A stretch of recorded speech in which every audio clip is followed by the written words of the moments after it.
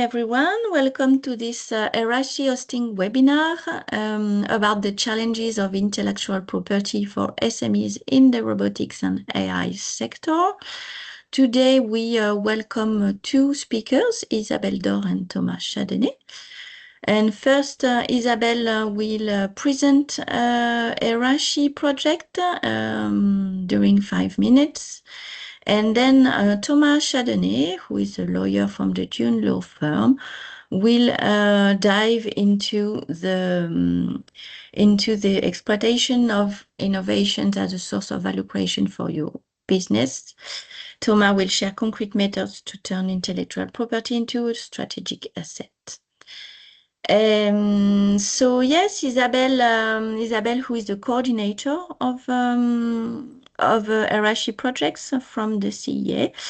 If you want to present the project, I leave you the floor. Okay, thank you, Laure, for the nice introduction. Welcome everybody for this second webinar. I'm going to share my slides just to give you a short insight of EARASHI project. Do you see my slides or not? Yes. Yep. Okay. So EARASHI is a European project aiming at fostering human-centric and sustainable digital transition in manufacturing, focusing on AI, data, and robotic technologies. Oh, sorry. So as I said, it's a European project that started more than 3 years ago. You can see all the partners that are displayed around Europe with a couple of research centers as I'm part of as CA, some cluster innovation clusters like Minalogic we have here, and a couple of industry, like for instance, ST Microelectronics supported us, but also smaller industry like AMS. You will see a specific name that is squared in gray is Jean Hervé. As a matter of fact, as we are dealing with AI data robotics, we also got support of Belgium lawyers really to highlight this data and specific AI Data Act framework, and also discussing that more specifically with the SMEs to try to support them and highlight what was the constraint about that. So the specificities of the project is a financial support to third-party project. That means it's a project that is mainly devoted to support SMEs to update innovative technologies. So we had a budget of 2 million euros that was devoted to support SMEs with a grant of nearly 200k euros per selected project. So a little bit more in details. So EARASHI objective is really to improve working conditions, trust and acceptance of collaborative embedded AI in robotic system, initially for the production machine tools, a sector more largely to manufacturing. As I said, it was really devoted to support industry, especially startup and SMEs in the uptake of advanced digital eco-responsible technologies. So it was really to the uptake and the development. Well, one again, just repeating myself, it was really to support employees in their daily activities and improve their working conditions, not to replace them. That was very important things. As you could see, there are some kind of keywords that were really part of the EARASHI project. Trustworthiness, eco-responsible, and as a matter of fact, we had a very strong working-centric approach in the framework of EARASHI to deploy a working-centric methodology, or to support the SMEs to acquire and to get familiar with and in the future to deploy more worker-centric approach, but also to take into consideration eco-design conception design if they could in the deployment, and as well trustworthiness also is applied to data and safety. So it just, I will not go long. As we said, we had some budget devoted to support SMEs. This budget was was transferred to SMEs through open calls. So we run through open calls, and the way the open calls were built is that we defined a certain number of challenges together with big industrials corresponding to the technology we could propose. Then there was technology building blocks, so the SMEs were benefiting from expertise and these technology building blocks. And as I mentioned already, they had some additional coaching service in terms of innovation and business management, eco-design, ethics, human-centric methodology deployment. I will not go into details. So here is just a picture of the 10 projects we selected through the project, through EARASHI, sorry. You will find more details on the website under the granted project tag. You can see on this that the application domains are very different, from big heavy load transportation, repeating tasks like drilling or screwing, more like very specific inspection, like for wind blade, or also more robotic assistance and the teaching of robots in a needed way, as well as some more digital activities like digital work plan and organization. So that's all for the project. Oops, sorry. If you want to have more information, of course, you have many things on our website. We are also organizing a final event in Belgium on the 3rd of February, and you will find further information on our website if you are interested to join, to meet the SMEs, the partners, and even some related stakeholders to this topic about robotics and AI in industry. You are much welcome to join us in Leuven in February next month. And that's all for me. So if you don't have any question, I think that Thomas, I can leave you the floor. All right. Thank you very much, Isabelle, for this introduction. I'm going to share my slides as well. Where are they?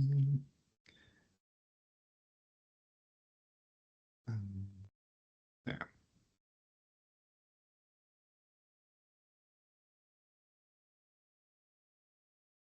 Okay.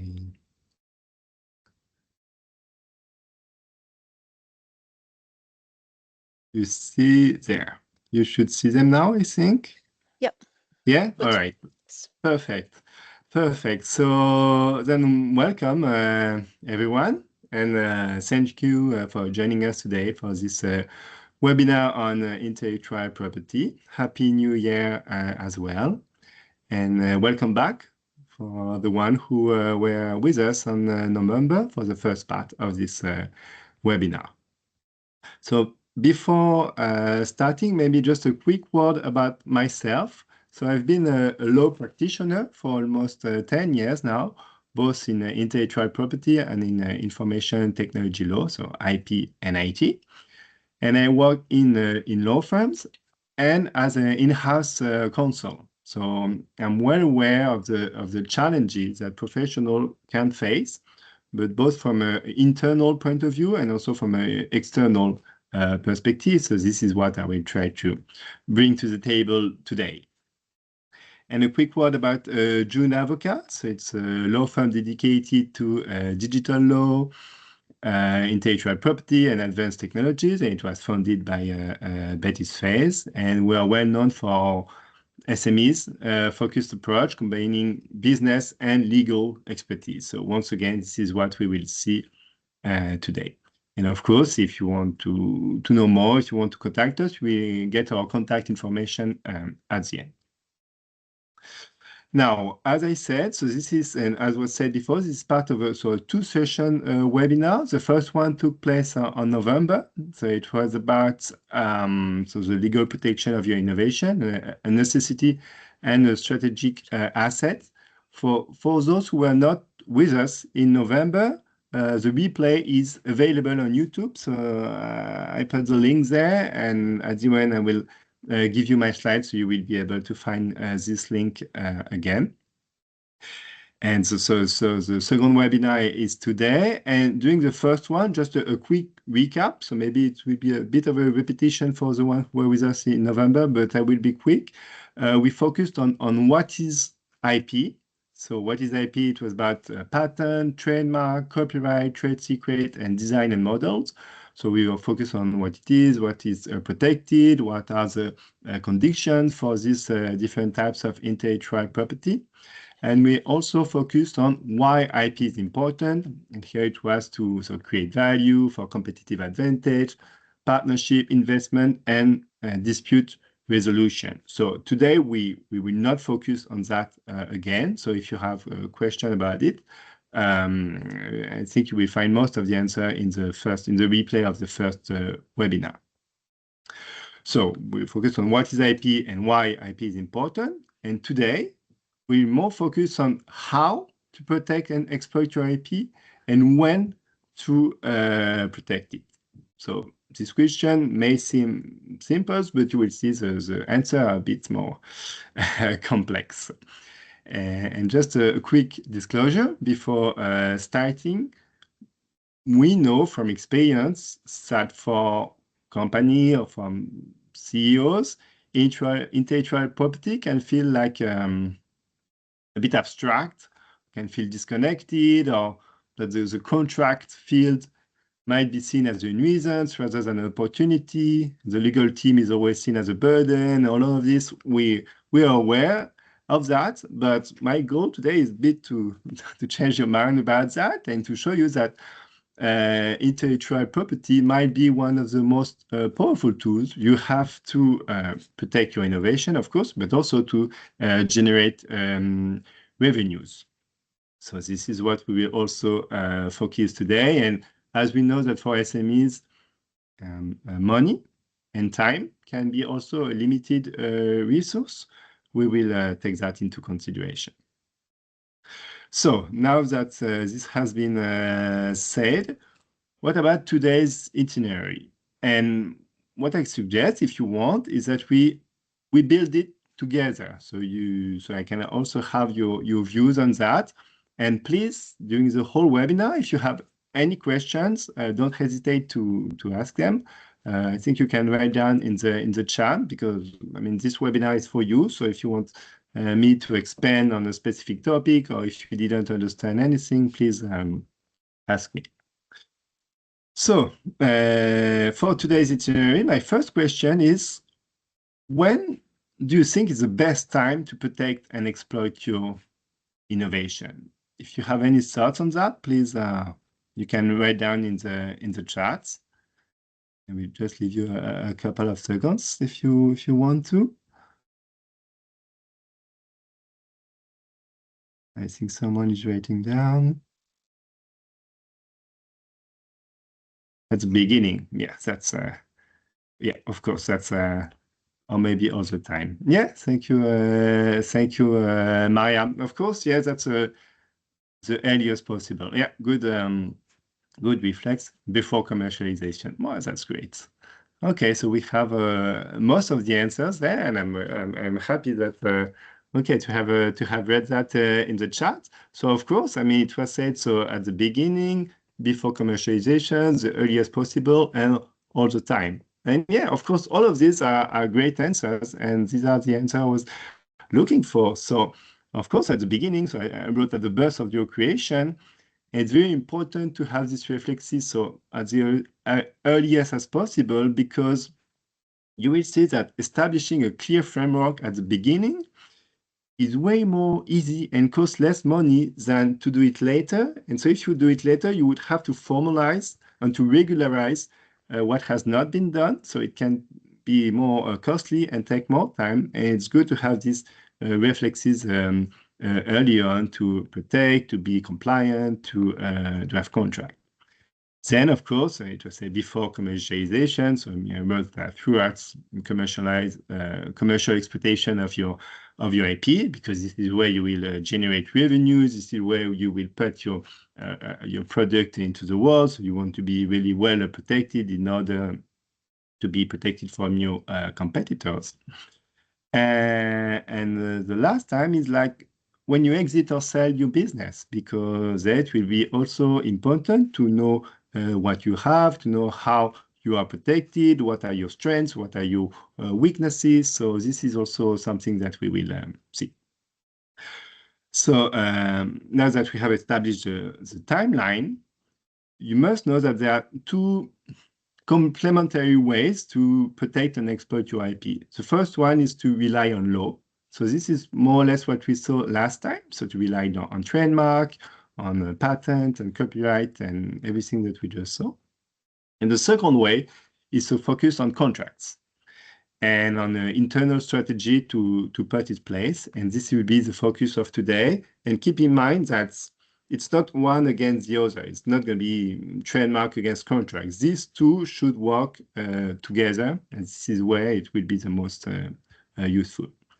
So I have a second question. It's about some more about the content. And so what do you think, or what kind of contract come to mind when wanting to protect or to exploit your IP? So either at the beginning, throughout the commercial exploitation, or where you exit, or you have any contract in mind that you may be aware of, or that you have been confronted to. So once again, I will leave you a couple of seconds to answer in the chat if you want.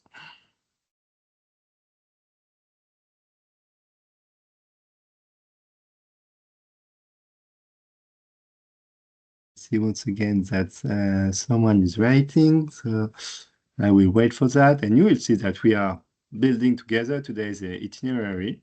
And yeah, I think it's important, and also for me, it's interesting to know what's on your mind.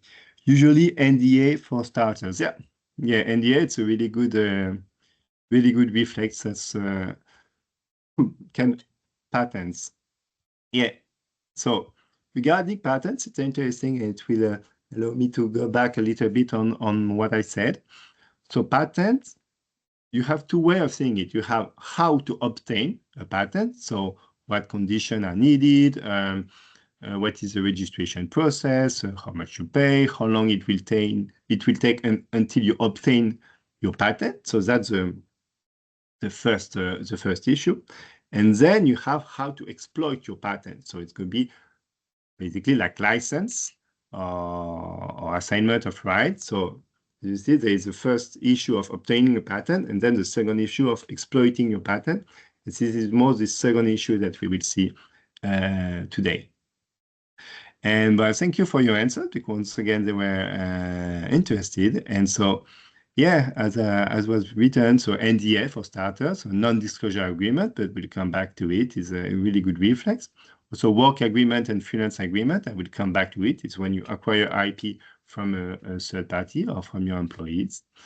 Throughout the commercial exploitation, so it's assignment of right or license. So, for example, a license regarding a patent, as was written. And also to put in place an internal strategy. And finally is when you exit or sell your business. It's so IP audit to know what you have, an SPA for a share purchase agreement, and we come back to it. It's kind of the main contract you will have to deal with when you exit. Okay, great. So it was really interesting, as you saw. So this will be today's itinerary, and we'll go back more in details about each of these contracts. And so what can you expect from this webinar? As you saw with the timeline, and here we put it in circles, so you can see it's like we will dive into the whole life cycle of your asset, of your IP asset. So the internal strategy is like which department have to be aware of what's going on regarding IP and how to exploit it. The human element is for your employees and your like contractor or third parties from which we'll acquire IP. Go-to-market strategy, so it will be like the license and all, and the exit strategy is what I've already referred to. And just so you know, I will put my shoes in kind of the in the company developing the creation. And if you're on the other side, on the client side, you just need to take what I said and put it in reverse, kind of. And for example, for license agreement, as a company owning the IP, usually you may want to avoid granting exclusivity, because if you grant exclusivity, then you could limit yourself for other deals, and this could be an issue for later on. However, if you are a client, you have a different view, because for you it could be interesting and you could benefit from having exclusive use of a new technology. So this is, it's kind of the two sides of the same coin, but it's good to keep that in mind, that you can have different perspective on the same issue.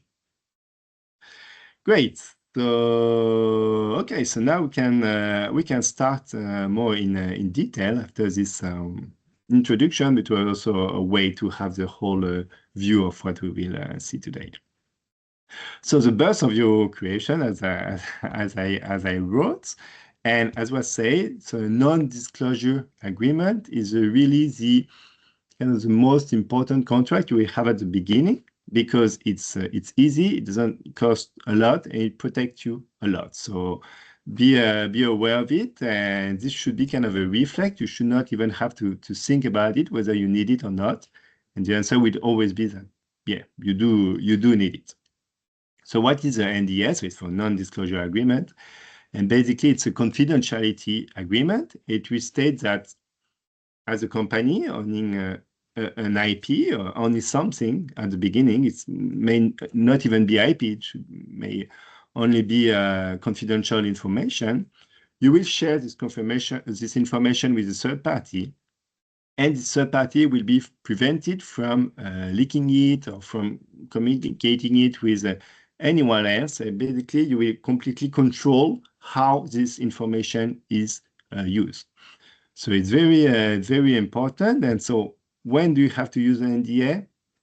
The answer is before sharing any information to anyone. So you will have to sign a lot of NDAs. They will more or less always be the same, but it should really be a reflex. Every time you share information to anyone, you sign an NDA, whether it's for future employees, future partner, future investor, future clients, anyone. And here, for example, if tomorrow you go to a robotic fair and you're really proud and you will show your newest innovation and you're happy about that, some potential. Yeah. Do we have a question? No, I had someone. Okay. Maybe not everyone is on mute. Okay. So you go to the robotic fair and some potential clients are interested. So if you are happy about that, you go to a private room to negotiate, and they ask you to tell them more about your product. And you start to tell them information because you want to close a deal and you're happy about it. And what the issue here is that if the deal is not closed and no NDA has been signed beforehand, then the potential client can now walk out the room freely while knowing your confidential information. And now nothing can prevent him from using this information again. So the solution, of course, is to have an NDA ready for you, with you at all time, whether in paper or digital, and you make it signed to anyone before sharing any information. And just from experience, I know that sometimes some SMEs or some startup may be a bit frightened about that. They can think that to impose an NDA on a potential client can scare this client away. But basically, it will have the opposite effect, because it also can show that you're taking things seriously and that you know that your information have values. So you don't want to leak it freely. So basically, I know that sometimes it can be a bit scary, but at the same time, it will also show that you're taking things seriously. So it's an asset for you at the end. Great. And so, yeah, and so what would be the key clauses in the NDA? So the first one would be to define what is a confidential information. It should be broad enough to cover everything that you will share, whether orally, in a digital form, in a paper form, any document, anything. It should cover all of that, so you are well protected. Also, how this third party can use this information. Usually it will be to look at your product, to think about whether this person wants to invest in your company or not, but this should be well restricted. But security measures also the other party should put in place to secure this information, because you don't want to share information with someone with an NDA and then with this someone will be really careless about this information, and so a third party could look at it.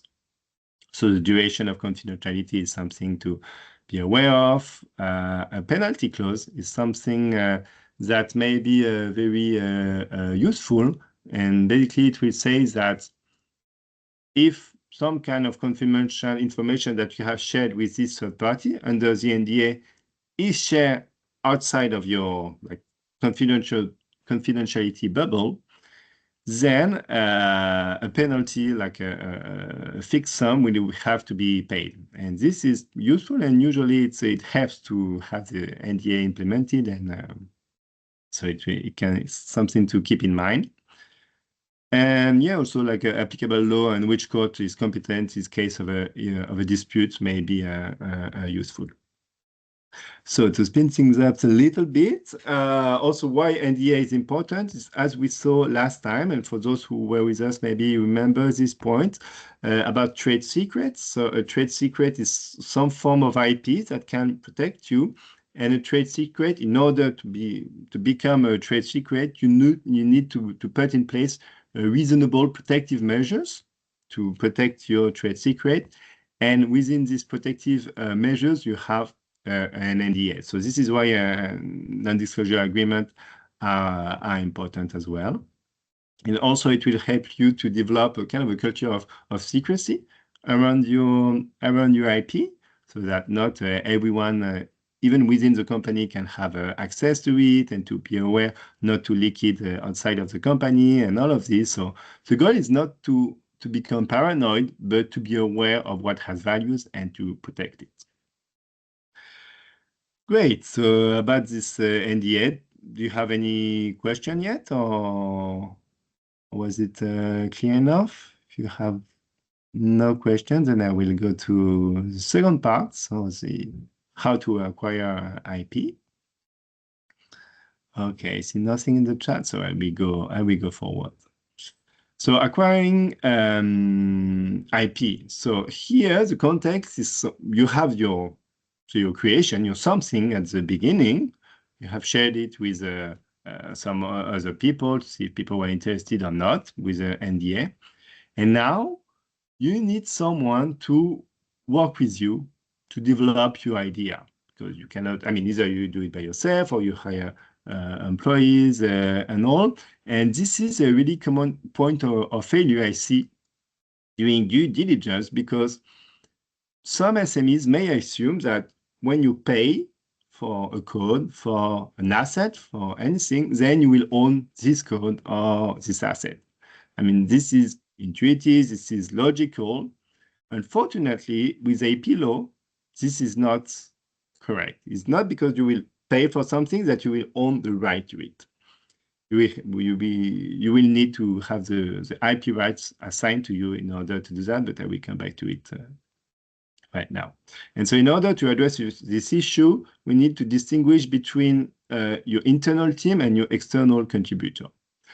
So with your internal team, you have what's called a presumption. So your internal team is basically your employees.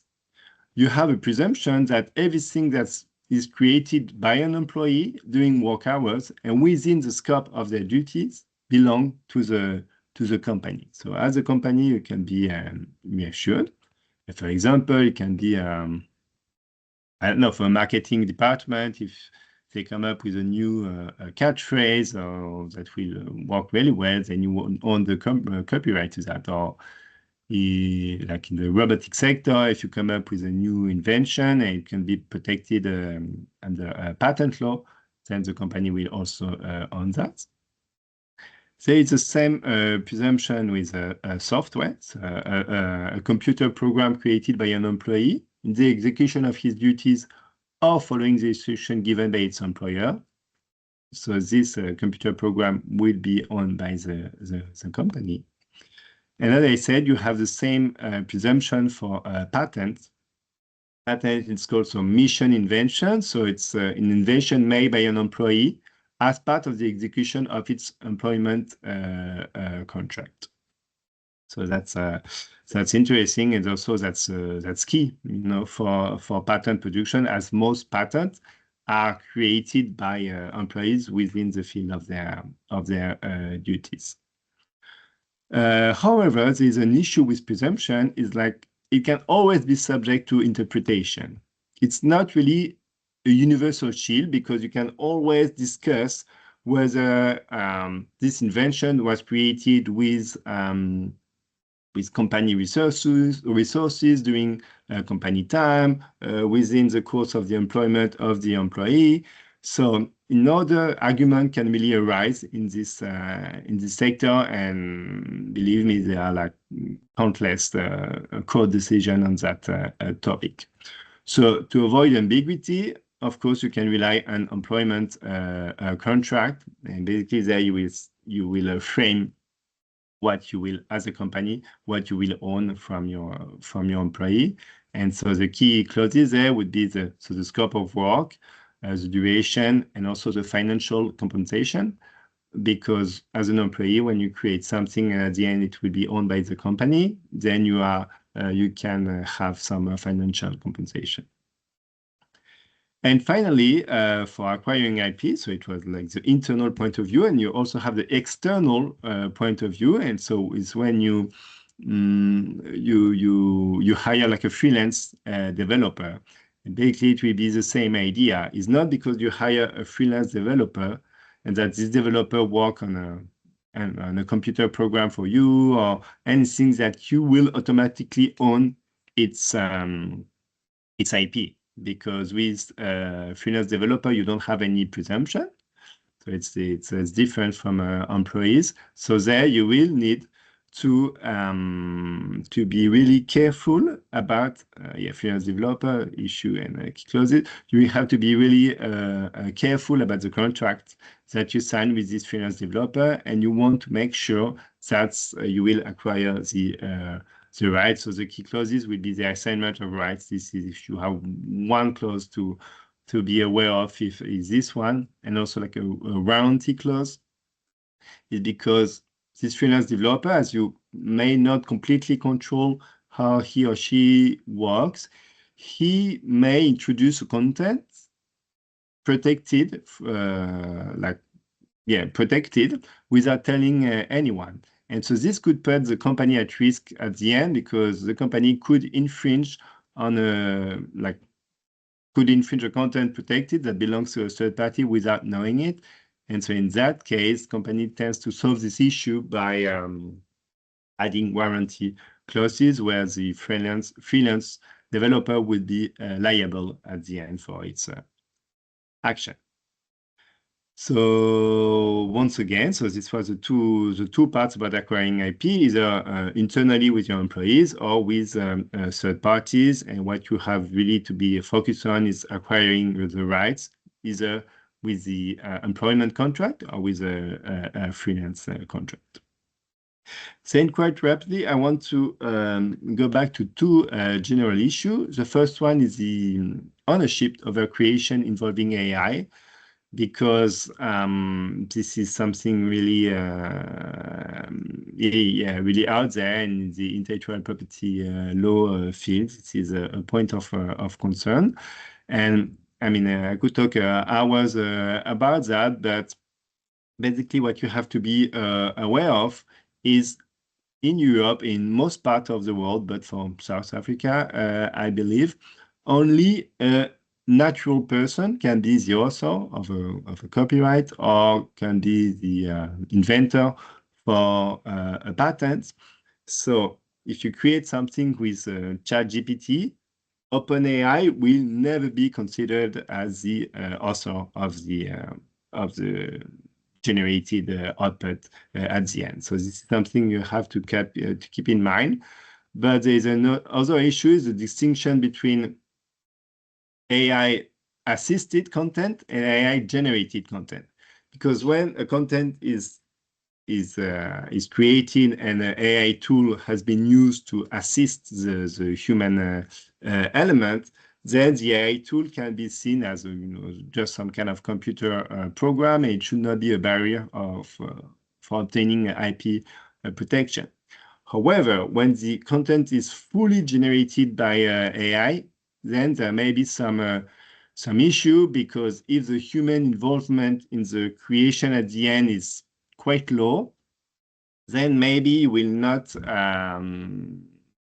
obtain any IP protection, because the human involvement will be too little. So that's something just to be aware of, that you can have issues about IP regarding AI. But if you have a question about that, please feel free to ask them either in the chat or either later on by email, because there are a lot of issues regarding that, but I just wanted you to be aware of them. The second general issue can be open source, because with open source, I mean, from experience, we have seen a lot of problems about that, because open source maybe seem like a fantastic tool. It allows you to build faster, and you can find stuff over the internet without to pay for it, so it's fantastic. But open source does not mean public domain. It does not mean that you can use what you have found free of conditions, and usually not everyone that use open source component are aware of that. Basically, open source, it's a software, it's something, it's an asset that come with a contract. So you cannot do whatever you want with it without a care in the world. So that's important. And just so you know, there are two main open source families. So there's a permissive license, where there you can more or less do whatever you want, but it's like the Apache license. I don't know if some people are aware of this, and usually you just have to credit it at the end. But the dangerous one of the copyleft family, for example, the GPL, General Public License, and this is called viral license, or in French, licence contaminante. And the idea behind that is, so you have a GPL component online, you use it, you take it and you integrate it into your bigger software, just one piece of code. And by doing so, your general software become also a GPL component that you have to release as an open source component. So by adding one piece of GPL code, it will be viral for your entire software, and your entire software will have to become open source. And this is a very important issue, and some deals can collapse because of that. It's because it means that you won't have exclusivity on what you have created, just because you have added one single piece of code. So be really aware of that, and be sure of what open source license you use, and what open source license you use. All right, so that was the two main issues I wanted to go back to. And then we go with the life cycle of your IP assets, after the birth of your asset with the NDA and how to protect yourself, then how to acquire IP, and then the general issues. Now it's time to generate revenue. You have a product that has become like a teenager on adult, and you want to generate revenue with it. But there may be some issues, like you don't know what price will you really commercialize it, how to generate revenue, to whom, for how long, and all of this should be established within internal strategy within your company. And I will come back to it later on, but I wanted you to have this question in mind. So the first way to generate revenue, and we've talked about it at the beginning with the timeline and with the itinerary, is a license agreement. And a license agreement is basically you have IP, and you will rent some part of your IP to a third party. And this has to be distinguished from like a full assignment of rights, where you will not rent your IP, but where you will sell your IP. So this is not exactly the same philosophy. So, but I had a question for you about that, about a license agreement when you exploit your IP, and so you want to generate revenue, so you want some clients. What do you think are important clauses to be included in this kind of contracts? And once again, if you have, you can answer in the chat if you want.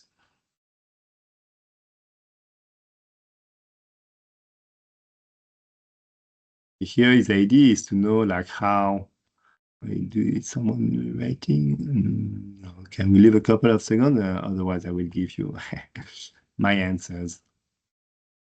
Okay, I will go back to it. And yeah, I think that Valentina is writing. Is selling to third parties? Yeah, definitely. That's called sub-licensing, and this is really very important. Yeah, we will see that. Thank you, Valentina. Yeah, so to go back to wait here, you see some licensing, right? So to go back to what Valentina wrote.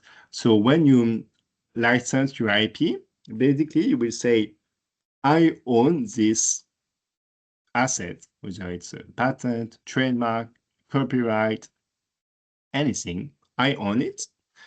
But you, as a third party, as my client, you are allowed to use it while respecting certain conditions that are in the contract.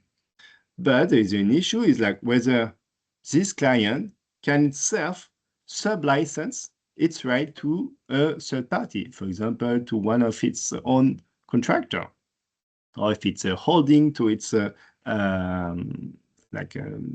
daughter companies. And that's called sub-licensing rights. And it's not always there in a contract, but it's important because sometimes you can think that you will license it to one client, but this client will then sub-licensing to 10 other companies. And so for you as the original owner of the IP, it can create a loss of revenues. So it's always something that we negotiate in contract. So yeah, so you have the sub-licensing right, and you have so all of these that I have written. So the exclusivity rights is also important. I've already talked about it a little bit, is whether you will allow your client to be the only one to benefit from this IP, or if some other people might also benefit from it. The territory, because for example, in France, you may want to license only in France and then to have another client in Spain or in Italy or in Germany or anywhere else. So the field of use is how the client can use your IP, and this has to be really, really well written and in really a precise way. And what else? Royalties, and of course, how you will generate revenues. And yeah, non-compliance should be written, non-compete restriction is you don't want to obtain a client for this client to be aware of what you're selling, to reverse engineer what you have created, and then to create a competitive, another company who could do the same thing as you do. So yeah, a license agreement is basically to frame how a client can use your IP. I wrote about SaaS specificities, but I mean, if you have questions about that, please ask me. But I won't go to it because I think that I see that time is running, so I will go faster. And regarding assignment of rights, I already talked about it, but so it's not the same philosophy as you sell something and you don't rent it. And here, one of the key clause will be about like the financial issue, because of course, when you license something, you are able to have a revenue stream from different clients, as many as you want, if you have not granted exclusivity. But with a full assignment of rights, I mean, when you have assigned them, it's it's over. You cannot go back to it as you sell it. So of course, the money compensation counterpart will not be the same at all. But as we talked about money, for example, how do you know how to, I mean, what price you will have to sell or to rent your IP is by putting in place an internal strategy, and this is very important. Once again, I mean, if you have some views on that, for example, what department within a company should be involved in defining a clear IP strategy. So of course, I mean, there's also always legal that is out there, but do you think about any other department that may be involved?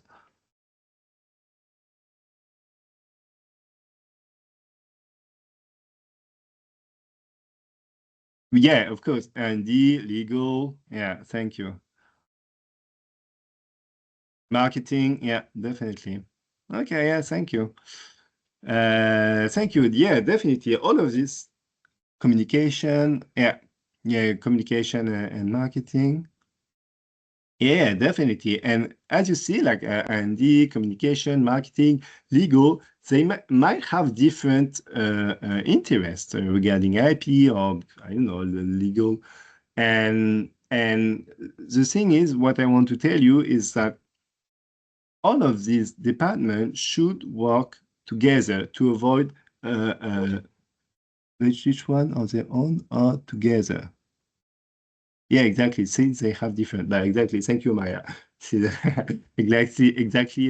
My point is like, yeah, they should work together in order to avoid silos, and also, for example, as we will see, for example, with legal, they should be involved in compliance, in legal dispute, internal training, or to draft a contract.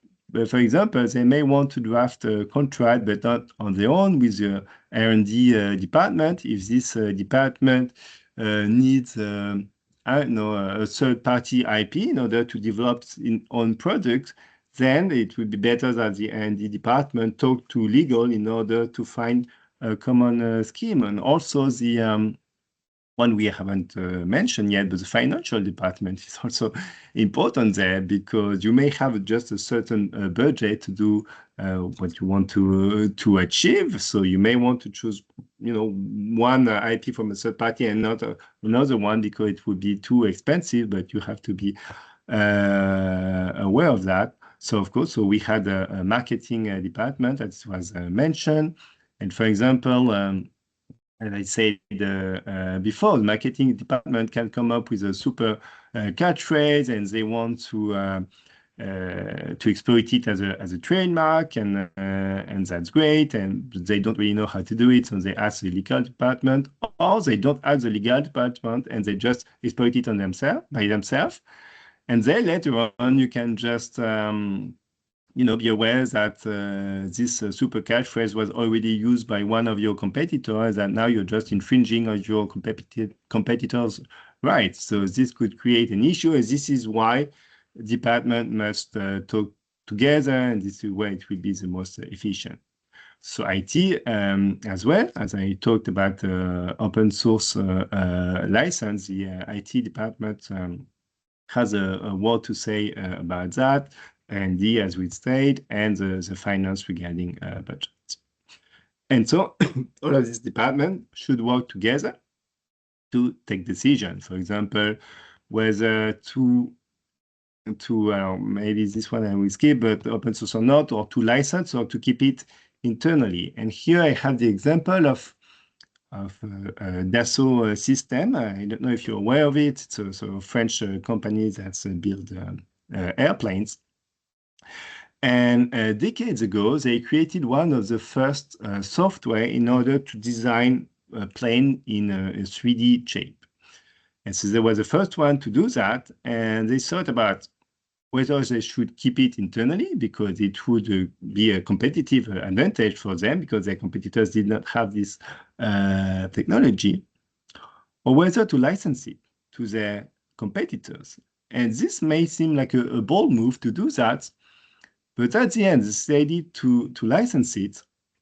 And by doing so, their competitor gives them money for the software, and their competitor didn't develop their own system. And so at the end, so it's Dassault system, it ended up generated a lot of cash just because they have decided to license this IP, this software they have created, rather than to keep it internally. And at some point, their competitor would have created, their own form of this software, and so the competitive edge would have been smaller. So this is, something to interesting to think about, and this decision was taken by the whole department, not only legal but also finance or marketing. Also wrote like territorial strategy and managing proof, because managing proof for copyright is very important. But I see we only have 5 minutes left, so we'll be a bit faster. And also shadow IT, shadow AI, just so you have these words in your mind, is when employees start using their own software or their own AI system without any green light from the IT department or from the legal department. And this can be an issue. I mean, of course, today, like with OpenAI or with most of the GPTs online, if you download one of your documents, it may be used by these companies, and so you may have leaked without knowing confidential information. So this is why it's important that the IT and the legal department greenlight the IT and the AI system that are used in order to be sure that your information remain confidential. Then, all right, perfect, because we are almost, it's 5 minutes and we are on the clean exit way. So, as I said, to go back to the life cycle, it was the birth of your creation, then creation became an adult and you generated revenue with it. You put in place an internal strategy in order of how to generate revenue and how to be protected. And now it's at the end, so you want to sell your company, or you want to sell one specific asset. What you should do is, first of all, an intellectual property audit. So what is it? It's an audit. It's a kind of a self-imposed due diligence, and you will hire an expert to look at your contract, to look at your code, your trademarks, your data policies, basically everything regarding IP. And the idea is like you want to find skeletons in the closet. You want to do that before the buyers do it. Because if you see that, for example, with a freelance developer, you have not signed a contract, or this right from this freelance developer were not assigned to you, then you can regularly, draft this contract by yourself and make it signed with this freelance developer. And so you can keep things internally and secretly. And if the buyers see that before you do, then the buyer, if they want to acquire your company, may say that, okay, we have seen that you are at risk here, so the price that we agreed on, we are going to lower it in order to take it into account this risk. So this is why it's important to do it by yourself beforehand, and so you can keep things internally. So why is it important? As I said, when to run it, it's basically before selling, but you can also run it more or less all the time to know where you are at risk, to know what are your strengths, what are your weaknesses. And what do you think IP auditor look for? We don't have time for that anymore, but I will leave you the slide so you can look at it. But it's more or less everything that we've seen so far. So the license, any open source component, do you own the IP, any third party IP there, do you have given any exclusivity? All of this is questions that the IP auditor will look for, and which will be important at the end for the evaluation of your company. And finally, but really, really quickly, so the last contract you will have to deal with is what's called a shared purpose agreement, SPA. Some of you may already be aware of what it is. So it's kind of the Bible of the cell at the end. And regarding IP, you will have what's called representation and warranties. And this is where, as a seller, you will make promise to the buyer. You will say, I represent that my company own all intellectual property necessary for the business, and we have not infringed on any third-party rights.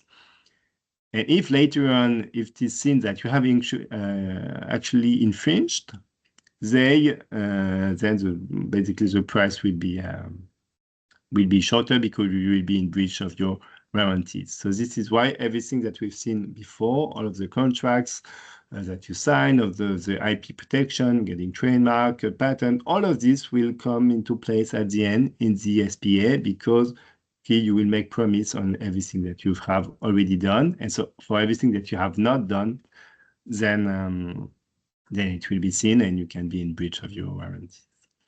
So that was at the end. So there was a conclusion about the type of contracts needed. So this is the one we saw, but once again, you have them on the slides, and the clause to look out for. These are the most important ones: so exclusivity, territoriality, price, exploitation, and sub-license, as was said in the chat. And finally, yeah, my final words would be like when to start all of this, as was what is said, as the earliest as possible. So when you founded the company, the second best time would be today. Don't wait for a legal issue to arise. Don't wait for a competitor to sue you.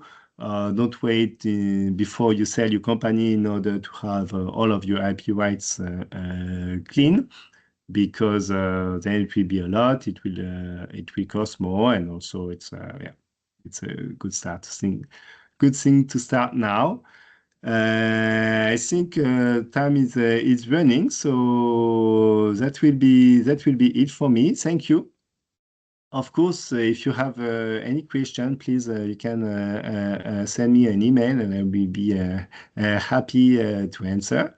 I hope this session has provided you with some more clarity about contracts. It was a bit short, but if you have any question, please don't hesitate. And if you have any question now, and if you have some more time, so I can stay a little bit longer.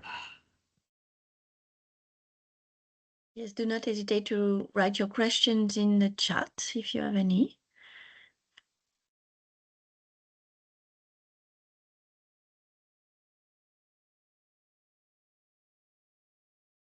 Okay, none for now, but I know it was a lot to digest. But I see Valentina is. Yeah, someone is writing.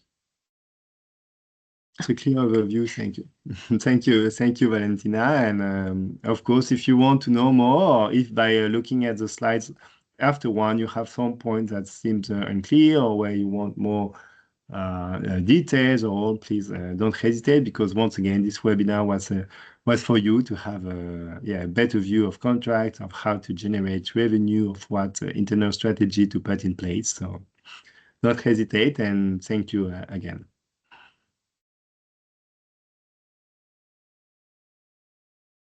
Well, thank you very much, Thomas, and thank you, Isabelle, for your presentations. That was very clear indeed.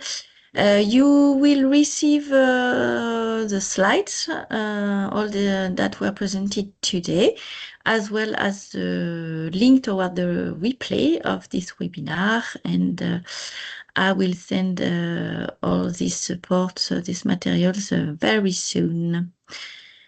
So thank you very much, everyone, and have a nice day. Thank you. Thank you. Bye-bye. Bye.